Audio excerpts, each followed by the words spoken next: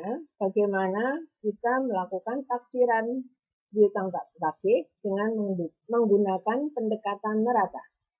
Kalau menggunakan pendekatan neraca, maka jumlah taksiran piutang tak tertagih dihitung berdasar persentase dari saldo piutang, di mana jumlah yang sudah kita hitung itu nanti menunjukkan saldo akhir cadangan kerugian piutang pada akhir periode pembukuan. Pendekatan neraca ada dua metode. Yang pertama yaitu jumlah cadangan dinaikkan sampai persentase tertentu dari saldo piutang. Di halaman 4 ada contoh, di sini juga ada, hanya angkanya beda. Misalnya saldo piutang pada akhir periode tanggal 31 Desember 12 juta, saldo cadangan kerugian piutang 100.000. Kemudian perusahaan memperkirakan 2,5% saldo akhir piutang tidak dapat tertagih. Sehingga kita menghitung jumlah taksiran piutang tak tertagihnya adalah 2,5% kali 12 juta ketemu 300.000 rupiah. Itu nanti yang masuk di laporan keuangan sebagai pengurang piutang. Dengan demikian, kita bisa menghitung berapa kerugian piutang yang dibebankan pada periode yang bersangkutan, yaitu selisih antara taksiran kerugian piutang yang sudah kita hitung dikurangi dengan cadangan kerugian piutang yang sudah ada saldo sebelumnya.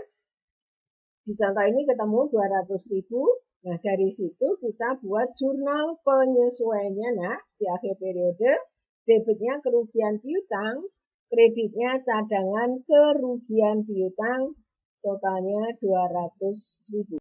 Perhitungan taksiran kerugian piutang berikutnya dengan pendekatan neraca yang kedua, yaitu jumlah cadangan dinaikkan sampai jumlah tertentu dari saldo piutang menurut kelompok umur piutang. Ya, sehingga kita melakukan analisis umur piutang. Kalau yang tadi kan langsung dari saldo piutang gitu, tapi di sini piutangnya dikelompokkan sesuai umurnya. Nah, taksiran kelompok umur piutang dan besarnya piutang tak tertagih, berapa besarnya didasarkan pada pengalaman-pengalaman yang terjadi pada periode sebelumnya.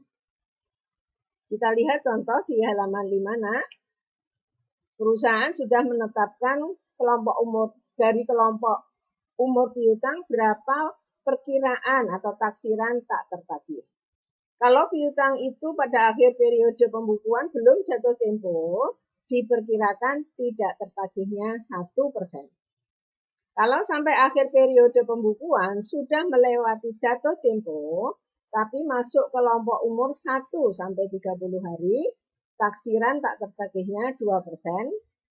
Kalau masuk kelompok umur melewati jatuh temponya 31 sampai 60 hari, taksiran tak tertagihnya 4%. Dan kalau sudah melewati 60 hari pada tanggal akhir periode pembukuan, taksiran tak tertagihnya 5%. Kemudian dari situ kita bisa membuat daftar umur piutang atau aging schedule dan jurnal penyesuaian. Saudara-saudara sekalian, bagaimana kita menentukan taksiran piutang tak tertagih berdasar kelompok umur piutang yang nanti disajikan dalam aging schedule. Ya. Umur piutang dari masing-masing debitur, pengelompokannya dihitung pada saat pelaporan, yaitu dari tanggal transaksi atau faktur sampai dengan tanggal periode pelaporan dan memperhatikan syarat kredit penjualan. Ya, jadi N berapa. Coba saudara lihat di halaman 5, di bagian bawah itu ada daftar umur piutang. Nah, dari sana saya akan menjelaskan dua contoh ya dari data yang ada sebelumnya, yaitu toko abadi dan toko bagus. Saudara lihat di daftar itu, toko abadi itu ada 2 kali transaksi. Ya. piutang toko abadi dijumlahkan, kemudian dimasukkan dalam kolom saldo. Transaksi yang pertama terjadi pada tanggal 22 November. Dari data sebelumnya itu jangka waktu kredit N-nya 30. Maka jatuh tempo untuk transaksi yang pertama adalah tanggal 23 Desember. Dengan demikian pada tanggal 31 Desember itu sudah melewati jatuh tempo. Ya, dari tanggal 23 sampai 31 ketemu 7 hari. Sehingga piutang toko abadi tanggal 23 November dimasukkan ke kolom lewat jatuh tempo 1 sampai 30 hari. Kemudian transaksi yang kedua tanggal 2 Desember, maka jatuh temponya masih tanggal 2 Januari tahun depan atau tahun berikutnya. Sehingga pada tanggal 31 Desember belum melewati jatuh tempo, sehingga angkanya, jumlah piutangnya dimasukkan ke kolom belum melewati jatuh tempo.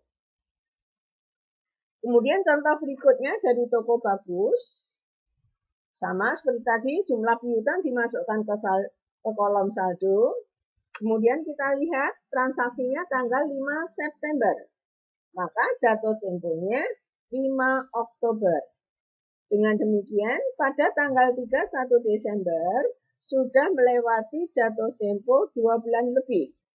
Ya, sehingga kita masukkan ke kolom melewati jatuh tempo sesuai yang sudah dibuat oleh perusahaan, yaitu melewati 60 hari. Kita lanjutkan. Setelah masing-masing debitur, kita masukkan ke kolom kelompok umur, apakah sudah jatuh tempo. Kalau sudah jatuh tempo, masuk yang melewati berapa hari atau belum jatuh tempo. Kemudian setelah semua masuk, kita jumlahkan. Kemudian jumlah piutang sesuai kelompok umur itu kita kalikan dengan persentase jumlah tak tertagih yang sudah ditetapkan perusahaan. Kemudian hasilnya kita jumlahkan. Nah, dari masing-masing kelompok umur, perkiraan tak tertagihnya berapa, kita jumlahkan, itu masuk ke kolom saldo. Ya, jadi taksiran piutang tak tertagih. Di mana jumlah itu merupakan saldo akhir cadangan kerugian piutang, karena ini didasarkan atas piutang. Ya. Kemudian, dari hasil jumlah taksiran piutang tak tertagih yang tadi merupakan cadangan atau saldo akhir cadangan, kita bisa membuat jurnal penyesuaian. Saudara lihat di halaman 6, nak. Saldo awal cadangannya kan 125.000. Kemudian dari hasil perhitungan, saldo akhir cadangan 204.400 rupiah. Ya, sehingga jurnal penyesuaiannya angkanya sebagaimana yang tertera pada halaman 6.